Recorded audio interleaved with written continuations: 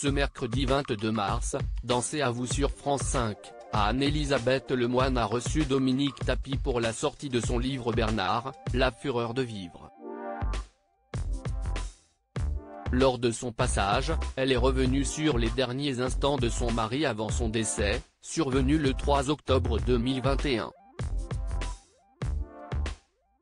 Depuis quelques jours, Dominique Tapie fait la une des médias à la suite de la sortie de son livre Bernard, la fureur de vivre, dans lequel elle raconte sa rencontre avec Bernard Tapie. Elle parle aussi de leur histoire d'amour, elle qui a été son épouse pendant 52 ans, et des dettes colossales auxquelles elle a dû faire face après sa mort, survenue le 3 octobre 2021. Il avait 78 ans et luttait depuis plusieurs années contre un double cancer. Dans son livre, Dominique Tapie reconnaît l'avoir maudit et détesté après sa disparition, comme le lui a rappelé Anne-Elisabeth Lemoine au début de l'entretien.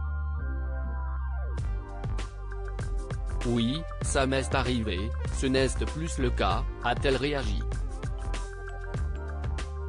Et de préciser, quand je me suis retrouvé dans une situation plus que difficile, précaire, qu'il fallait que je quitte mon domicile conjugal après 35 ans et que je n'avais plus de ressources du tout, je n'ai pas compris.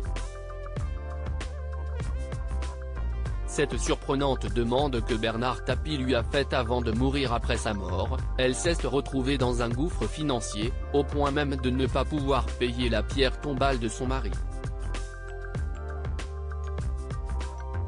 A-t-elle pensé au pire? Oui, ça m'est arrivé, parce que je ne voyais pas comment m'en sortir, c'était un rouleau décompresseur et je ne savais pas comment faire, a-t-elle répondu. Heureusement, elle a pu compter sur le soutien d'amis de son mari, à commencer par Jean-Louis Borloo qui l'a logé. Dans son livre, Dominique Tapie fait aussi savoir que Bernard Tapie lui a demandé de partir avec lui. Que lui a-t-elle dit? Je lui dis que je suis désolée, mais je ne suis pas prête à partir, a-t-elle fait savoir. J'aurais voulu le prendre dans mes bras. Dans la suite de l'entretien, Dominique Tapie est revenue sur les derniers instants de son mari, elle qui était à ses côtés lorsqu'il est décédé. Je ne l'ai pas quitté du tout. On n'a pas eu une infirmière ou une aide qui ait pu rester à part la dernière nuit parce que le professeur avait sans doute anticipé que, voilà. J'étais dans le déni le plus total.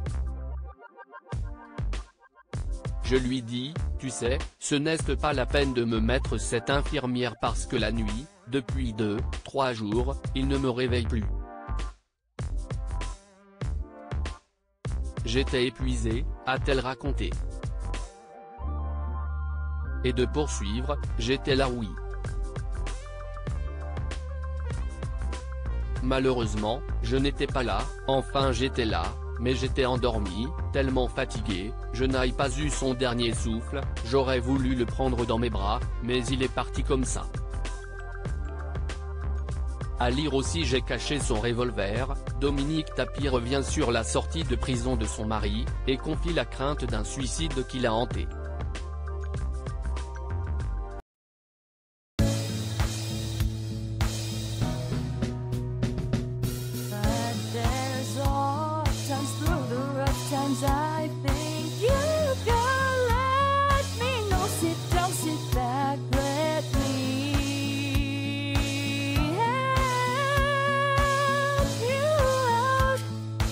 Step, I got you.